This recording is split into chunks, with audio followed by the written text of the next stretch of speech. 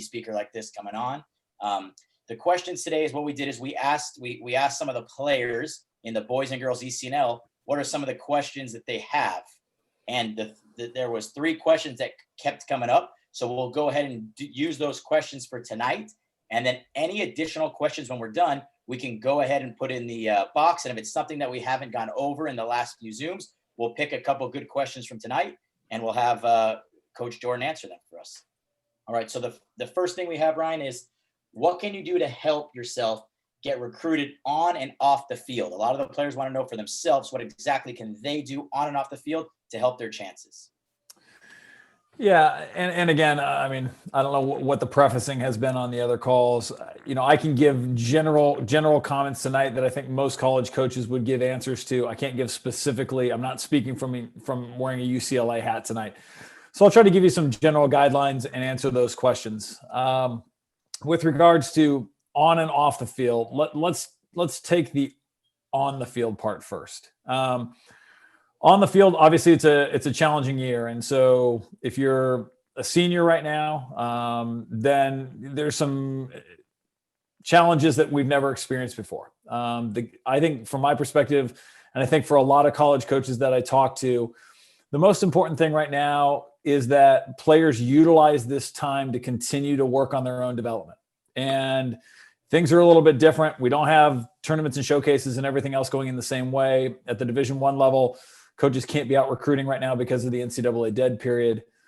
And so players have an opportunity to continue to try to work and grow. And I think we're finding out, who's really motivated when they only have a couple training sessions a week and maybe not regular games in the same way.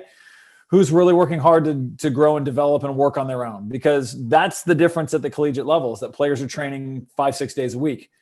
And so for the best players, it's going to be, can they continue to put work in on their own, whether it's just taking a ball and going and working against a wall, pass, receive, turn, pass, receive, turn, and just doing work, or getting in small groups and figuring out ways to continue to work on their own individual development.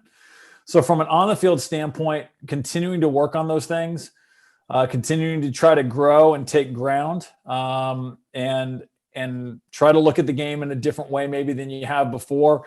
There's so much soccer on television, and really not watching as a fan, but watching specifically the position you play, what are the actions of players that you're in. These are some of the things that you can do with regards to the on-the-field playing side. So I don't know if Zach, if you want me to elaborate more on any of that. Anything that you feel the need to, yeah, I would love for you to do that. Yeah. I mean, again, specifically, I think it's hard because it really falls in the player's lap. And I think if players are intelligent right now, they're talking to their coaches about what areas can I continue to grow in. Coach may say, look, your fitness isn't good enough and you need to be doing additional running 3 days a week. I think that's a totally viable response from a coach, because at the point at which we come back and games start being played again, you don't want to have a 6-week, return to play plan to get back up to a level of fitness that you're going to be able to prevent injury. So I think that's one thing. Coaches should be giving firm evaluations with regards to, look, you're striking the ball over distance isn't good enough. Coaches should be very valuable right now, giving input to players on things they can be working on externally to training a couple, 3 days a week. All right, Ryan, you mentioned somewhere in there a dead period. Can you just talk a little bit about the current state of the dead period? What is a dead period? Sure. Why did they put this on? When is it going to be over? Do we have any idea?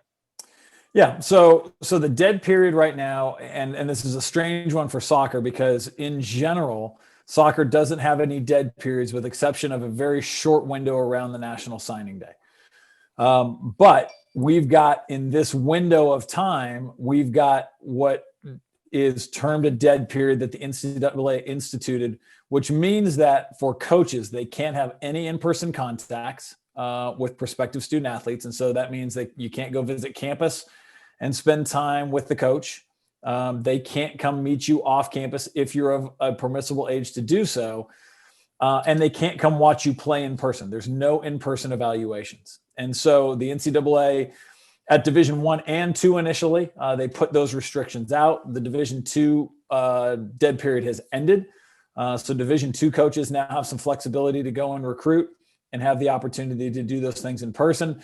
Division I, that dead period is still now extended until January 1st. And unfortunately, it sounds like there's some rumblings about it getting extended beyond that. So, I think, again, I mentioned it earlier, the players that are in the 2021 graduating class, this has the greatest bearing on them and the greatest influence on their sort of normal recruiting cycle. Players who are in classes beyond that, 22 and beyond, I think right now you can be really relaxed. I don't think there's a rush. I know that on the women's side, the recruiting probably is a little bit more fervent in the junior year. In a lot of ways, it's just going to delay things. But I don't think anybody should be panicking, especially, the people further down the line. Those guys who are those guys and gals who are in the 2021 class, teams are going to need to fill their roster still. Teams are going to have normal graduations. And so the job for you is to be persistent. And I know that you've had a conversation before about building the list of schools that you're interested in. But the key is to try to just have good communication with those schools for each of the schools that you think that you're interested in at this point, especially finding out what the process and timeline is going to be for those coaches with regards to making decisions. And I would be willing to bet that most schools, what they'll say is that adhere to the application deadlines for our school. So you have to get the application in. And so for you guys who are seniors, that's going to be an important part of it.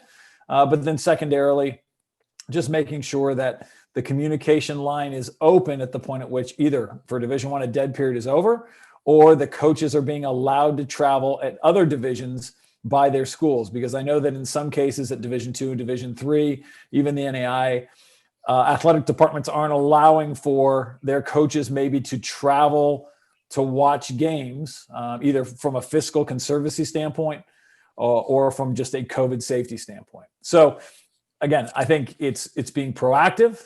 Now, the proactivity needs to have some limits. You don't want to wear a coach out. You want to be respectful of the fact that emailing every week right now, you probably don't have updates every week. But just making sure that you're on the radar is a good thing. And then at the point at which there's opportunities to go see people to see you play, just communicating the avenues and the tournaments and whatever else you might be playing in. Fantastic. Thanks, Ryan. Yep. Moving on to the next question here. What are coaches looking for in prospective student athletes? So this is the main thing.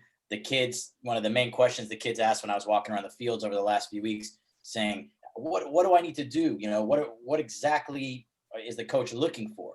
How could I be noticed? How could I stand out? These are the kind of questions I get a lot from inside of the club. Sure. Yeah, and it's a very common question. I think, the reality is that when college coaches go to watch games, there's certain things that jump out immediately. Obviously, athleticism is an easy one. It jumps out immediately. Technical quality is a pretty easy one. It jumps out immediately. A player's ability to receive the ball and pass the ball and have sharpness in both, those go a long way with regards to things that are noticed very quickly.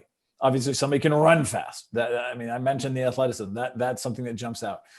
I think as a coach starts sitting and watching a game, they start to get more and more into some of the things that you have to watch for a while to start to figure out. You'll start to figure out how tactically astute a player is. How do they feel space? How do they understand relationships in playing with other players?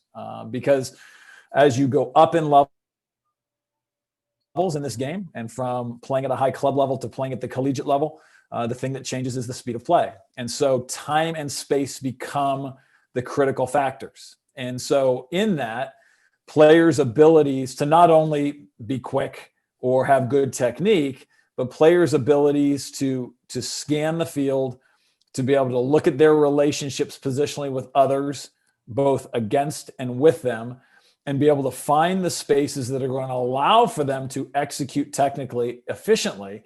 These are the things that coaches also really notice. And so I know that as coaches, of the teams that have players on here today, I would assume that across the board, coaches are talking about shapes and body shape and understanding what the relationship is with the target that you're trying to play next. If I'm getting the ball from left to right and I'm in an in-between channel, Where are my options going to be to help the ball continue to circulate? And so these are all things that coaches, if they're sitting and watching games, they're going to start to pick up on pretty quickly. They may not be the first thing that like goes, wow, that caught my eye.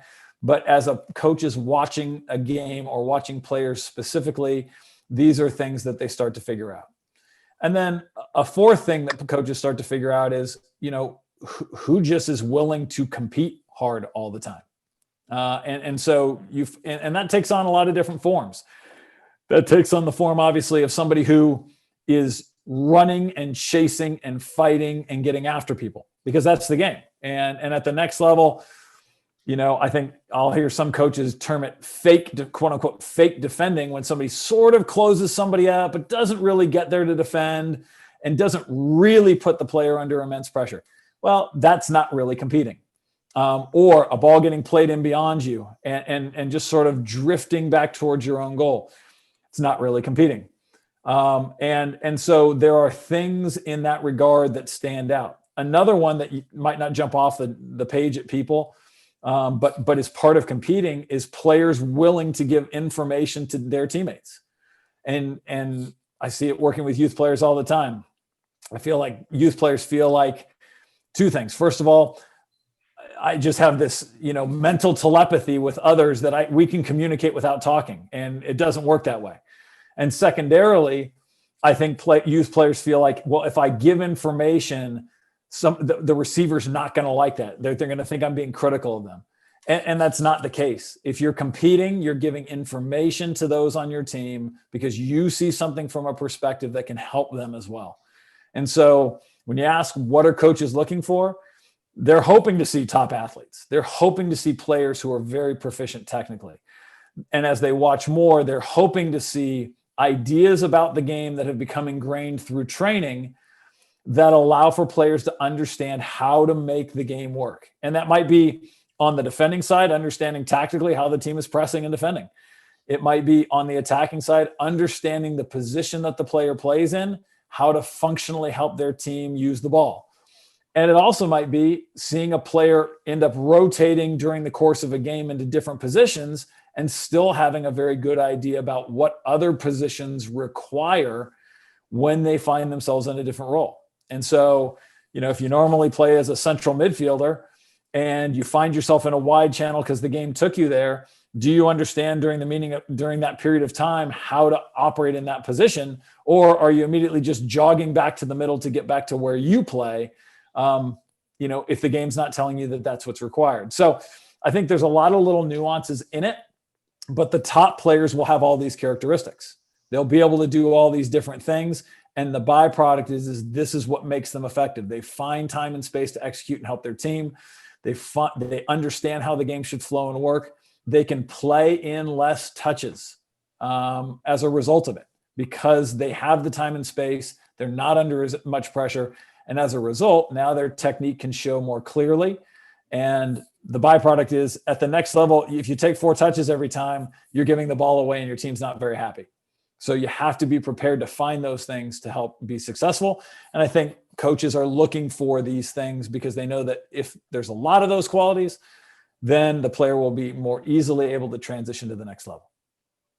Right. Ryan, also, I want to add in there a question inside of this. What do you look at behaviors? Are the coaches looking at behaviors when a kid gets subbed off, if a kid gets a yellow card, the referee makes a bad call at the tournament? Are these things that are being watched?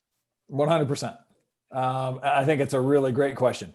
How a player's mentality is, and that comes back to, it's going to translate to coachability, and it's going to translate to team culture, and it's going to translate to how the person's going to act all the time. And you may be the best player in your team, but if you get subbed off, you aren't happy about it, and it's visibly obvious, it doesn't send a great message to your coach, for sure. Doesn't send a great message to your teammates that you're really more about you than the collective team. And certainly if there's people watching from the outside, it's not sending the message that you're willing and totally bought in to what the team is trying to do. Players' goals should be, look, there's going to be bad challenges. There's going to be things are going to happen in a game, but how you handle those moments shows a level of maturity. And that translates to, from a coaching perspective, coaches looking at it and going, not sure if I want to deal with that in a personality, because college coaches are constantly looking at how do we get players that are going to help us translate to being successful, and not all about what's up with them, but what's going on with the collective team. And so, I think those are some really good ones that are pretty obvious, and those fall in the category of being a good competitor that I mentioned early. Working hard, having a wonderful attitude, trying to help your team because you'll do everything, including talking to your teammates and giving them information and organizing. If you're getting subbed, you're getting subbed, and being able to handle that appropriately. And you might be frustrated about it, but it goes the same as if the coach gives you a great coaching point. If you want to argue, that doesn't go over real well. But if you give the coach a thumbs up and say, hey, I gotcha, I understand it, in the moment, it solves the problem. And collectively, afterwards, you can have the conversation. But I think all of these things fall under the umbrella of mentality and coachability that translate to, who that player is. Awesome. Thanks, Ryan. Great answer there. The next question is a tough question here. This is one that's going around. What can I do during the pandemic to help myself be recruited? Obviously, there's restrictions right now in California. There's been a few teams, like I mentioned. We had the girls that are on their way back from Arizona.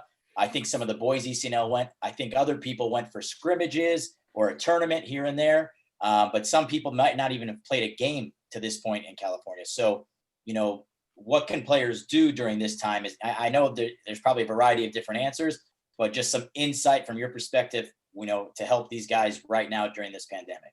Sure. Obviously earlier I talked about just continuing to work on themselves from a developmental perspective. And I think I mentioned, obviously that, for the 2021s, they're the ones that are getting the biggest crunch on this. From the process of getting recruited, it's kind of a couple step process. First of all, you just want to be on people's radar. And then secondarily, the questions are really going to become they want to understand your academics, and they want to understand the standard that you're playing at. And the standard that you're playing at may be a little bit challenging right now, especially if your team hasn't played in 9 months, you don't have any updated video. It's challenging to be able to give a good picture of who you are currently as a player.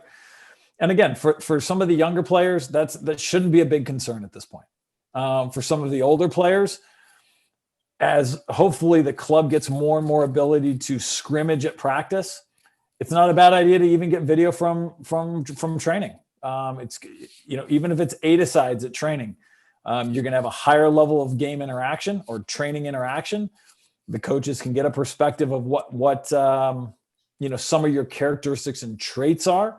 Now, make sure you're not filming it. We've obviously gone through time change. Make sure you're not filming it in a poorly lit environment. And obviously there has to be in an environment where the playing makes some sense. So again, it depends on the club's stance with regards to allowing for some of this competitiveness to happen. But I would assume that with every team in the club right now, we're at least painting pictures in our training where we get to showcase ideas and thinking about certain aspects of the game or areas in the field where we can get better in the final third in attacking. Well, having video of that might be a really positive thing. And so starting to put together some video is not a bad idea. But I can tell you that more than likely every single college coach out there is going to want to see you play in person at some point. And so really all you're doing is it's a step in the process with video so that a coach can begin to get a little bit of a sense of who you are as a player.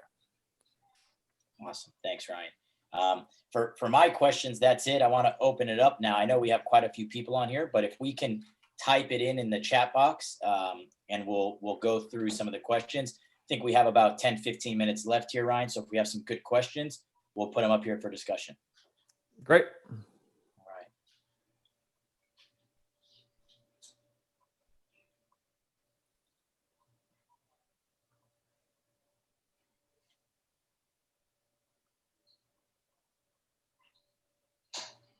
And if not, Zach, you and I can talk about the 1994 World Cup. Mm-hmm. How long should the video be?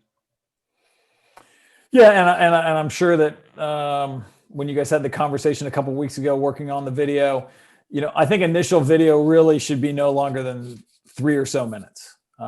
Coaches receive hundreds of emails. They're trying to process them quickly because it's not their only job in looking at emails from prospective student athletes. And so a couple 3-minute video that shows consistent actions that you are capable of in the game would be a great avenue. I mean, if you're a center back, you're going to want to show a couple things. You're going to want to show the ability to defend. So stepping into midfield and closing players out, dealing with the space that's in behind you, 1v1 defending, and then hopefully passing the ball well on the other side of the game. So the things that characterize, and you have to think about these things, players need to think about these things. What are the things that my role in the team requires? And then can I show those things on repetitively to show that I have the qualities to play in that role and that I can be really effective. 3-minute video. And then if the coach is interested, they may say, hey, can you get me, 30 minutes or a full game? And obviously full games are a little bit of a challenge right now, but even if they said, hey, at the point at which you have 30 minutes of continuous video, I think coaches can come back and ask for that. And then it's almost like seeing you play.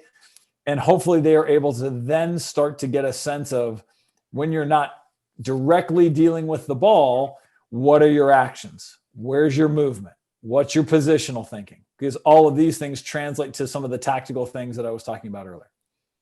Yeah. Also, guys, we did about a 45-minute Zoom just on video. So if anyone wants to go on the Real SoCal YouTube channel, it's posted up there. Victor Garcia, one of our ECNL coaches, did a great job. And there's a lot more additional information on there. Yeah, Victor's thing will have a good depth for people. Yeah. Here's a question. What's a typical training schedule for your players?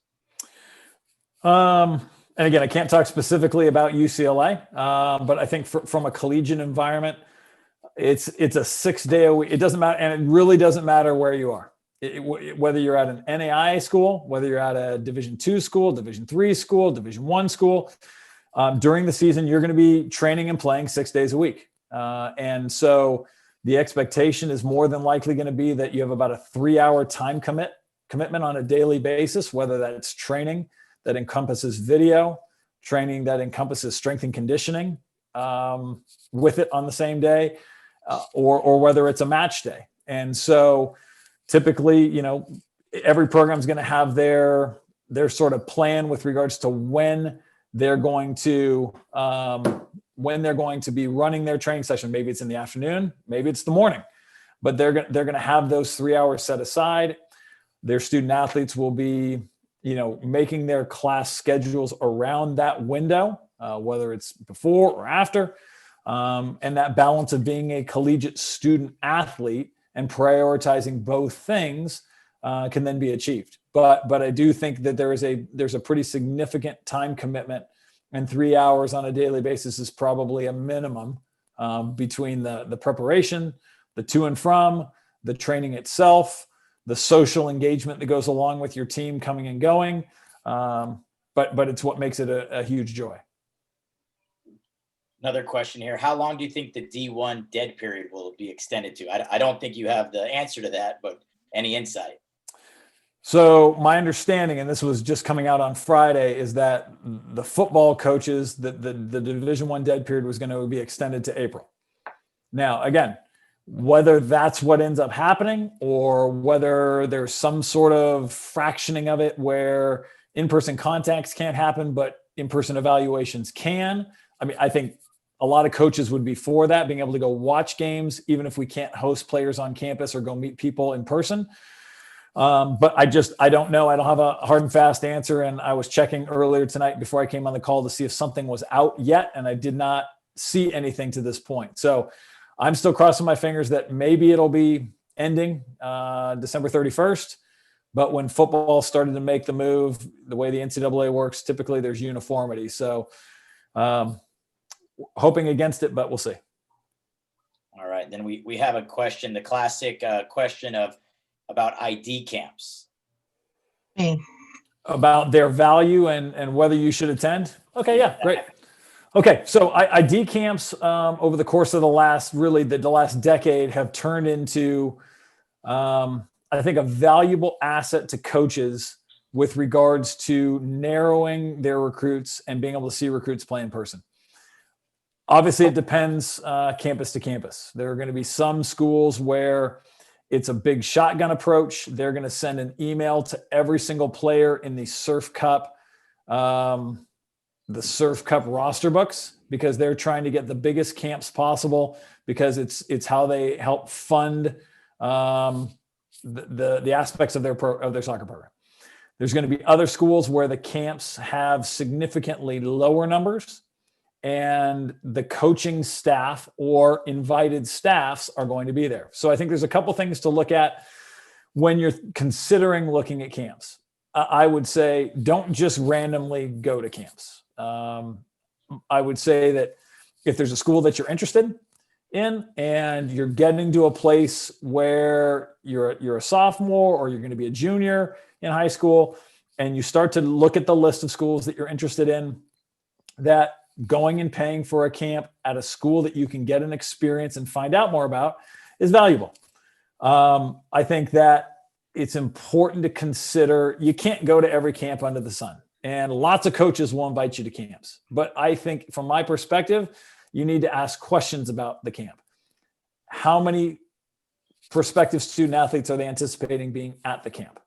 Is it 300? Which means it's going to be hard for that coaching staff to watch you play in person, especially if it's a 1 or 2 day camp. Or is it, somewhere under the number of 60? And in which case now there's going to be significantly more interaction.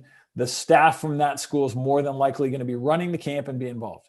A second question can be, what other schools may be involved in being there? So oftentimes schools will bring in other coaching staffs to help make the camp go. And so I'm just going to throw an example out. Say you're extremely bright. You're looking at some really high academic Division III schools, and you're going to a camp where there's 6 or 7 schools represented at the Division III level that all might be possibilities for you academically. It might be a really good value to go to that camp, because now you've got multiple staffs looking at you.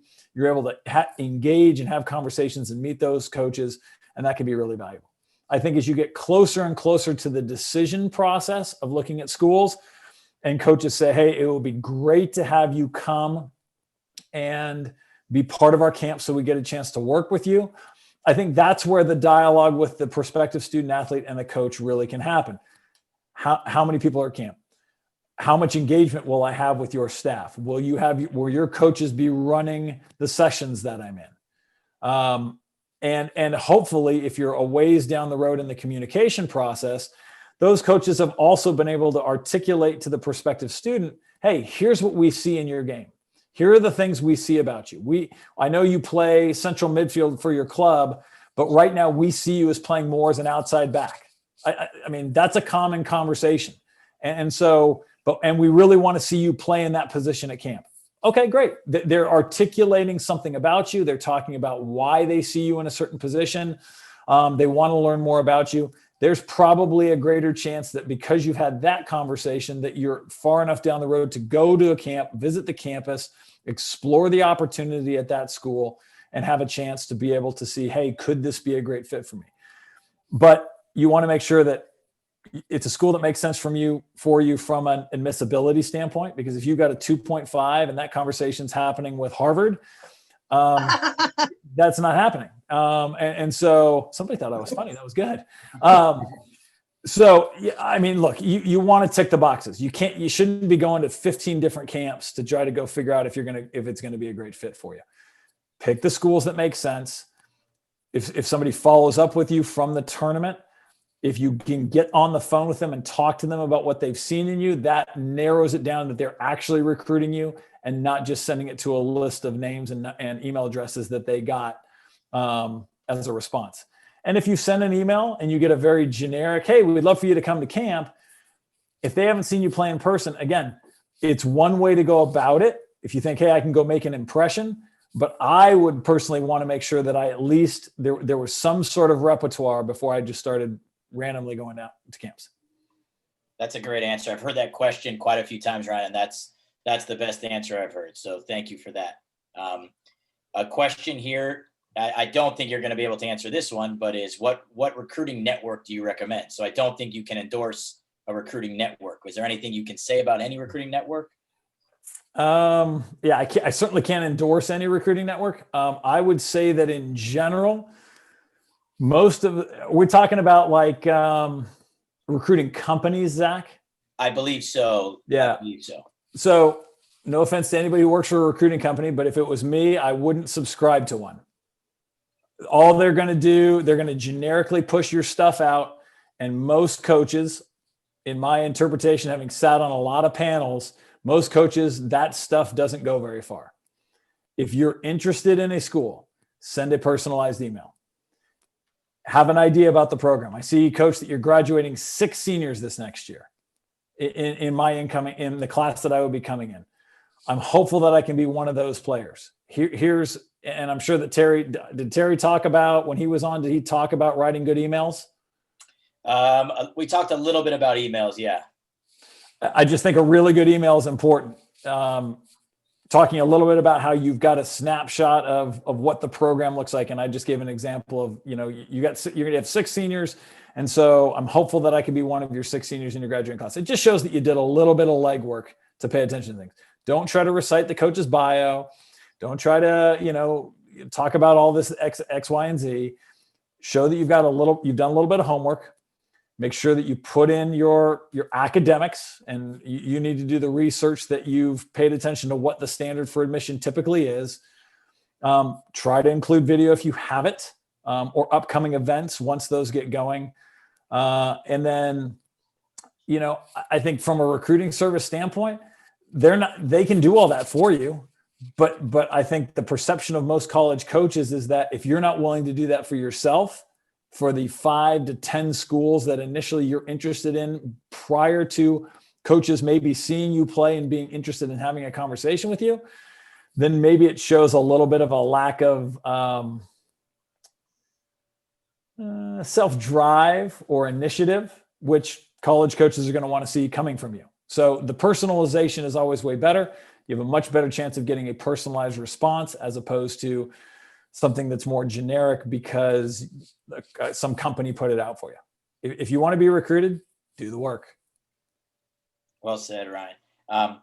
2 more questions. I know there's a bunch up there. 2 more questions. A few of those questions that are up there, guys, about film. We've gone over that, about selecting schools and how many schools. We've gone over that before. So I'm going to defer to the questions that we haven't gone over. Again, you can look at those in Real SoCal YouTube, and you can find those answers there. So the last 2 is there a huge gap in the level of play in Division 1, 2, 3 in junior colleges?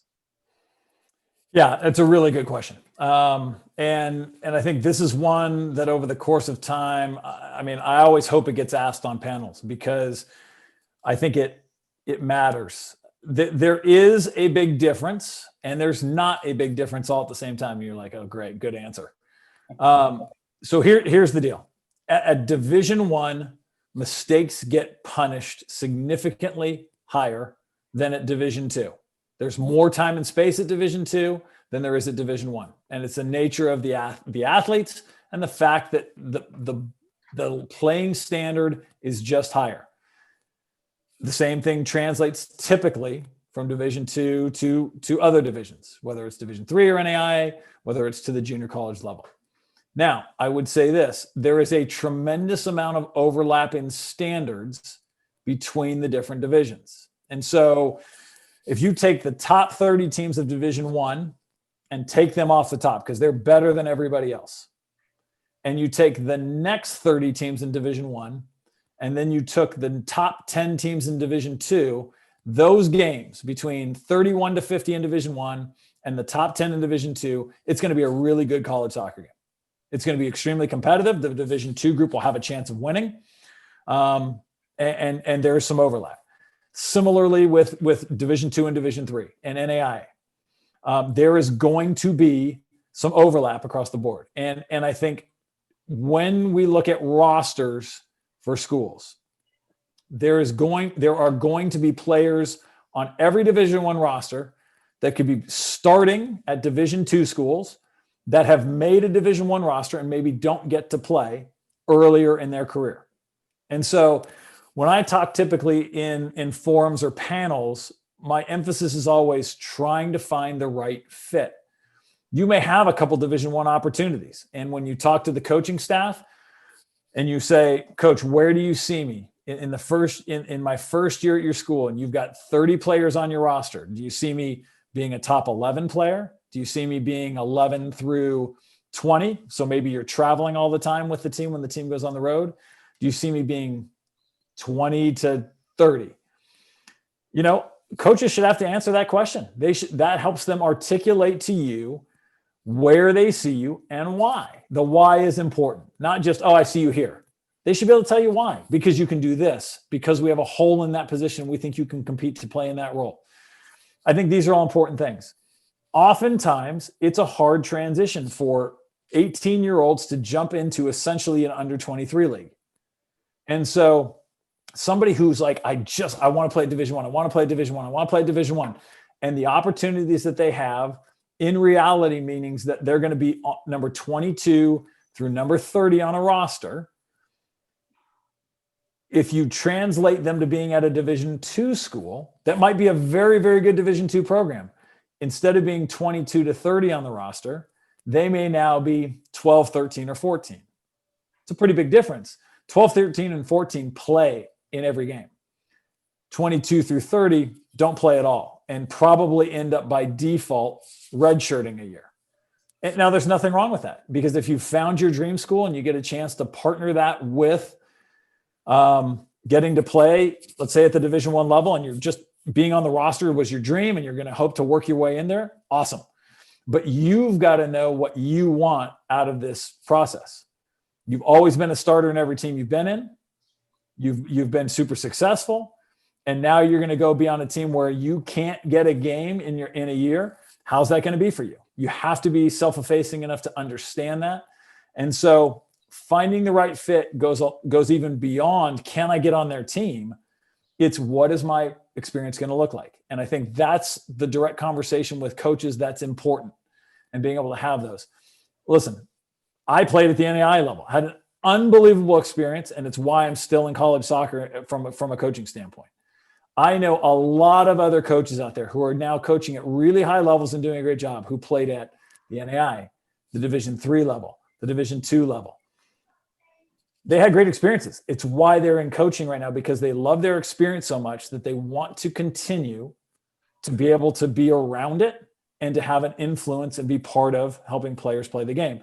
So the levels, to me, is not the issue. And certainly if you're a top player, yeah, getting to Division I makes sense, and getting to the top of Division I makes sense. But if you're not in that category, and let's be honest, across the country, that's a hard category to get into. If you're not in that category, finding the right fit of university and team where maybe you get to play a little bit earlier, maybe the academic side is the perfect fit for you. You're looking for a great 4-year experience that helps you grow as a person. And that is a holistic thing. That's the academic side.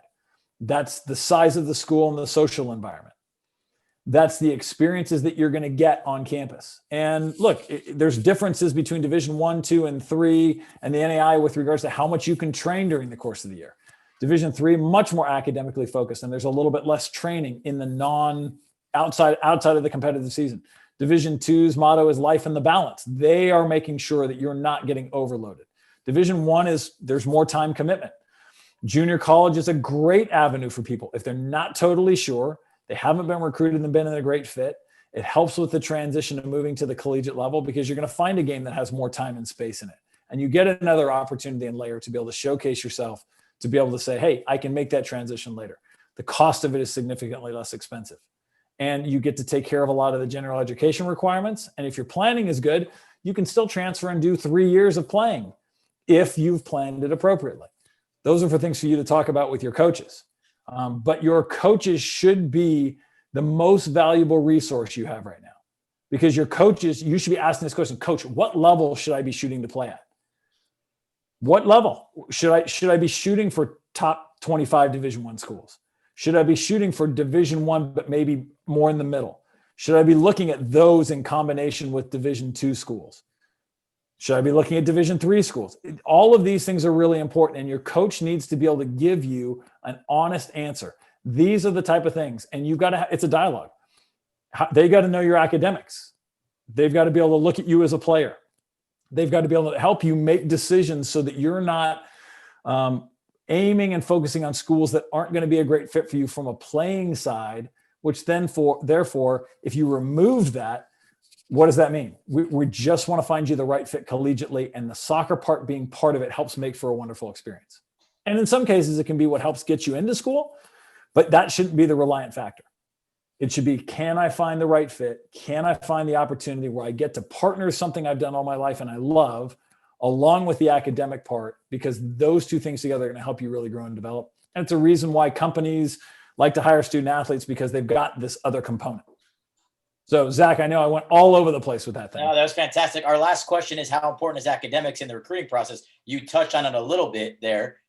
So if you just want to add any last things about academics in terms of recruiting, and then we'll wrap it up. Sure. Now, academics are massive, because you either keep yourself in play with a particular school or you rule yourself out and close the door.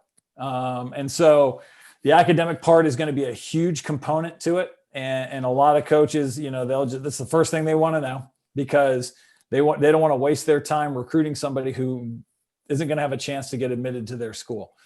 The other side about the academics is it not only does it get you into school, but it also, in a lot of cases, depending upon the school, there becomes financial aid associated with helping to pay for school because you were a good student.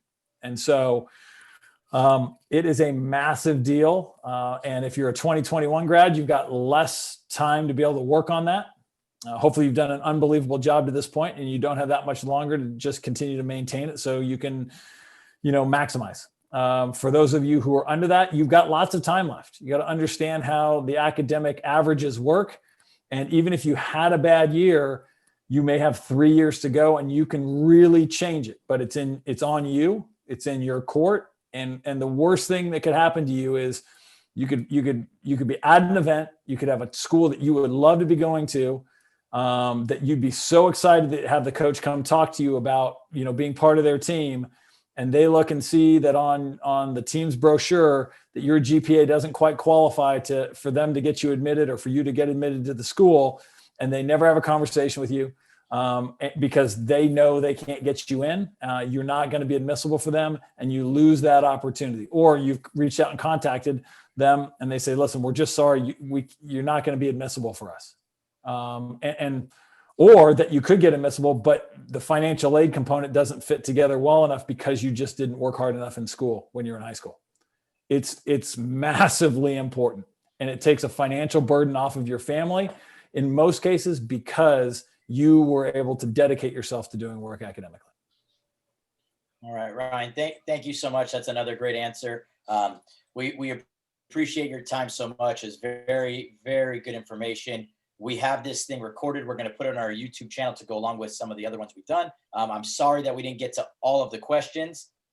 Most of the questions that were answered today that we didn't get to could be answered in our other ones that we've done in the past. So feel free to log on. Again, Ryan, thank you so much for your time and coming on. Everyone really appreciates it.